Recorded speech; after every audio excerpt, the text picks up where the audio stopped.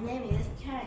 Today I'm gonna introduce the prevention of safety accident in the science laboratory.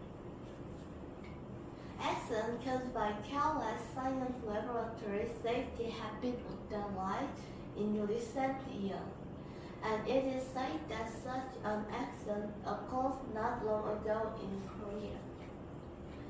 In a recent accident, a researcher sweater caught fire with chemicals. The cause of the accident was not wearing lab clothes and not familiar with the location of the fire extinguisher, and that all researchers in the lab died of burns as a result of this accident. To prevent this, we always wear protective gear, such as lab coats, safety glasses, and safety gloves before experiments.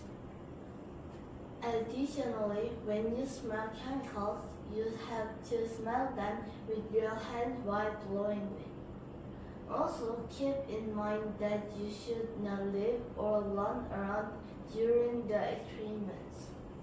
Besides this, there are a number of rules that must be followed in the laboratory. Since laboratory safety is the first step in protecting the future, it seems necessary for us to all try to be careful in the laboratory.